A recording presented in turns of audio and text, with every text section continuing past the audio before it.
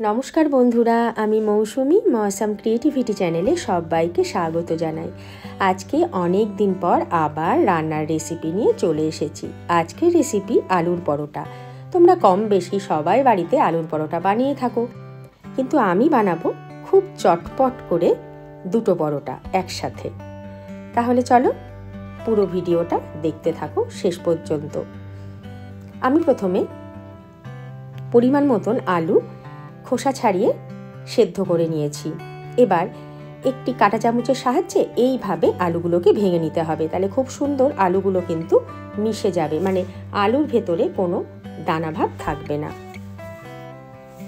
খুব ভালো করে আলু মেখে নিয়েছি। এবারে গ্যাসে বসিয়ে দেব একটি কড়াই, আর কড়াইয়ে দেব 1 চামচ পরিমাণে বাটার। বাটারটা খুব ভালো করে আগে গড়িয়ে নিতে হবে। ফ্লেমটা কিন্তু লোতেই রাখতে হবে। বাটারটা গলে গেছে। এবার এই বাটারের মধ্যে আমি প্রথমে দিয়ে দেব রসুন কুচি। এখানে আমি আগে থেকে আদা, রসুন আর পেঁয়াজ কুচিয়ে রেখেছি। বাটারের মধ্যে রসুন কুচিটা আগে দিয়ে দেব, আর লো ফ্লেমে রসুন কুচি আগে ভেজে নেব। খুব বেশি ভাজবো না, তাহলে রসুন কিন্তু কটকটে টাইপের হয়ে যাবে। যাতে রসুনটা নরম থাকে সেরকমভাবে ভাজতে হবে। একটু নাড়াচাড়া করে নেব। রসুনটা হালকা ভাজা হয়েছে। এবার দিয়ে দেব কুচানো পেঁয়াজ। কুচানো পেঁয়াজ দিয়ে আবারও খুব ভালো করে লো ফ্লেমেই মিশিয়ে নেব। এবার দিয়ে দেব সামান্য লবণ। লবণটা দিলে কি হবে, পেঁয়াজের মধ্যে যে জলটা আছে জলটা বেরিয়েও যাবে, আর পেঁয়াজটা কিন্তু খুব ভাজা হবে না, হালকা হালকা সেদ্ধ থাকবে, আবার ভাজাও হবে। সাথে দিয়ে দেব আদা কুচি। আদা কুচি দিয়ে আবারও খুব ভালো করে সমস্ত কিছুর সাথে এইভাবে ভেজে নিতে হবে। ফ্লেমটাকে একদম কমিয়ে দিয়েছি। আর এই ফাঁকে আমি আটা আর ময়দা, মানে এখানে আমি সম পরিমাণে আটা আর ময়দা নিয়ে নিয়েছি, তাহলে পরোটা কিন্তু খুব নরম হবে। শুধু ময়দা দিয়ে করলে পরোটা কিন্তু শক্ত হয়ে যায়। এবার পরিমাণ মতন লবণ আর সাদা তেল দিয়ে খুব ভালো করে ময়াম দিয়ে নিতে হবে। তোমরা তো জানোই যে পরোটা বানানোর আগে যদি এইভাবে ময়াম দেয়া যায় তাহলে পরোটা খুব নরম হয় আর খেতেও খুব সুস্বাদু হয়। খুব ভালো করে আগে সেই জন্য ময়ামটা দিয়ে নিতে হবে। ময়াম দেয়া হয়ে গেছে। এবার অল্প অল্প করে জল মেশাতে থাকবো আর মাখতে থাকবো। জল একেবারে বেশি দিলে পরে ডোটা কিন্তু একদম নরম হয়ে যাবে, আর ভেতরে পুর দিলে পুরটাও বেরিয়ে আসবে। তাই মাখাটা খুব তাক বুঝে জল দিয়ে মাখতে হবে। খুব সুন্দরভাবে মেখে নিয়েছি আর খুব ভালো করে ঠেসেও নিয়েছি পরোটা যাতে নরম হয়। এদিকে পেঁয়াজ, আদা, রসুন দেখো ভাজা হয়ে গেছে, আর খুব ভাজা কিন্তু হয়নি। আমি যেরকম বলেছিলাম সেইভাবেই ভেজে নিয়েছি।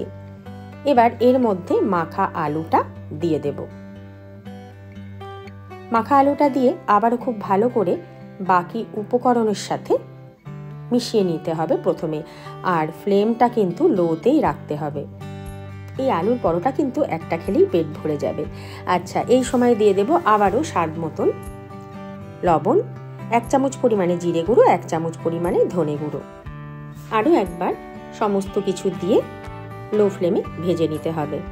আলুটা যেন একদম চামড়া চামড়া না হয়ে যায়, মানে নরম থাকে, তাহলে আলুর টেস্টটাও কিন্তু আলুর পরোটার মধ্যে পাওয়া যাবে। খুব ভালো করে একটি স্প্যাচুলা দিয়ে এইভাবে উপর নিচ করে সমস্ত কিছু উপকরণের সাথে কিন্তু আলুটাকে সমানভাবে মিশিয়ে নিতে হবে। প্রায় শেষের দিকে এই সময় দিয়ে দেব একটি পাতিলেবুর অর্ধেকটা রসটা চিপে আলুর মধ্যে দিয়ে দেব, আর দেব 1 চামচ পরিমাণে গোলমরিচ গুঁড়ো আর কিছুটা ধনেপাতা কুচি।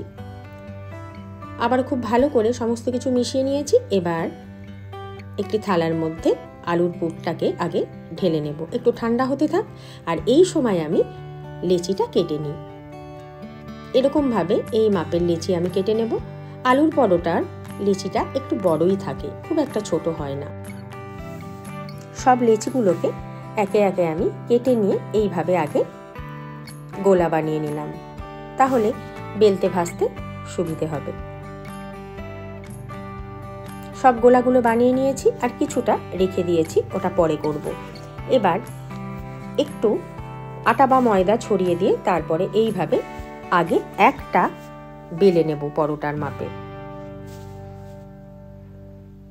একটা বেলে নিয়েছি, এটা যেটা বেললাম সেটা আলাদা সরিয়ে রাখবো, আর একইভাবে আর একটাও কিন্তু বেলে নেব একই মাপে। আর বন্ধুরা, আমার ভিডিও যদি ভালো লাগে তাহলে অবশ্যই একটি লাইক করে পাশে থাকা বেল আইকনটি ক্লিক করে দিও, তাহলে যখনই আমি কোনো ভিডিও আপলোড করব তোমাদের কাছে নোটিফিকেশান পৌঁছে যাবে। এবার দ্বিতীয় যে পরোটাটা বেললাম তার উপর এইভাবে একটি স্প্যাচুলা দিয়ে পরিমাণ মতন আলু পরোটার চারিদিকে সুন্দরভাবে ছড়িয়ে দেব, যাতে সমানভাবে চারিদিকে যায়, মানে মুখে যখন পরোটাটা পড়বে সমানভাবে সব দিকে যেন পুরটা থাকে। আর এইভাবে হাত দিয়ে একটু চারিদিকটা ছড়িয়ে দেব, আর সাইডটা কিন্তু একটু খালি রাখতে হবে। এবার এর উপরে দিয়ে দেব আর একটা যে প্রথমে পরোটা বেলেছিলাম সেই পরোটা। এবার এরকম একটা কাঁটা চামচ দিয়ে সাইড দিয়ে এইভাবে চেপে চেপে দিয়ে দিতে হবে, যাতে পুরটা বেরিয়ে না যেতে পারে। আর উপরে এইভাবে একটু চেপে দিতে হবে, তাহলে আলুটা উপর নিচে খুব সমানভাবে পরোটার গায়ে লেগে যাবে, মানে পুরটা আর বেরিয়ে যাওয়ার কোনো ভয়ই থাকবে না। তাহলে খুব সহজেই একটার মাপে দুটো পরোটা বানানো হলো কিনা। এবার গ্যাসে বসিয়ে দিয়েছি ফ্রাই প্যান গরম হয়ে গেছে। আগে পরোটাটা দিয়ে প্রথমে একটা ভেজে নেব। দু পিঠ প্রথমে হাই ফ্লেমে উল্টে পাল্টে ভেজে নেব, তারপরে উপরে সাদা তেল ছড়িয়ে আরও একবার খুব ভালো করে ফ্লেমটাকে কমিয়ে বাড়িয়ে দুদিক সমানভাবে ভেজে নিতে হবে, যাতে কোথাও কাঁচা ভাব না থাকে। আর উপর থেকে এইভাবে একটু ঘুরিয়ে ঘুরিয়ে চেপে দিলে খুব সুন্দর কিন্তু সমানভাবে চারিপাশটা ভাজা হয়। খুব সুন্দরভাবে ভাজা হয়ে গেছে একটা দিক, আরও একটা দিক একইভাবে উল্টে এইভাবে চেপে চেপে ভেজে নিতে হবে, তাহলে সমানভাবে চারিদিকটায় ভাজা হয়ে গেছে। একটা পরোটা কিন্তু রেডি। এবার এটাকে তুলে নেব। যে এক্সট্রা তেলটা থাকবে সেটা এইভাবে একটু ছেঁকে দিলে কিন্তু বাকি তেলটা পড়ে যাবে। আবারও আর একটা পরোটা একইভাবে আমি বেলে নিয়েছি, ভেতরে একইভাবে পুর দিয়ে উপরে আরও একটি পরোটা দিয়ে এইভাবে কাঁটা চামচ দিয়ে সাইড দিয়ে চেপে দিচ্ছি, আর উপরটা একই পদ্ধতিতে এইভাবে হাত দিয়ে একটু চেপে দিচ্ছি। আবারও একইভাবে আর একটাও ভেজে নিতে হবে। আমি দুটো পরোটা ভাজাই তোমাদের সাথে শেয়ার করলাম, বাকি পরোটা পরে ভাজবো। তাহলে বন্ধুরা, আজকের এই আলুর পরোটার সিম্পল রেসিপি কিন্তু অবশ্যই বাড়িতে বানাবে, আর সাথে বানিয়ে নেবে রায়তা। টক দই থাকলে টক দই, তার মধ্যে সামান্য পেঁয়াজ কুচি, শসা কুচি, টমেটো থাকলে টমেটো, ধনেপাতা থাকলে ধনেপাতা দিয়ে অবশ্যই গোলমরিচ বা কাঁচা লঙ্কা। তাহলে অবশ্যই বাড়িতে একবার ট্রাই করো। আর আজকের ভিডিও কেমন লাগলো অবশ্যই জানিও। খুব ভালো থেকো, সুস্থ থেকো। দেখা হচ্ছে পরের ভিডিওতে।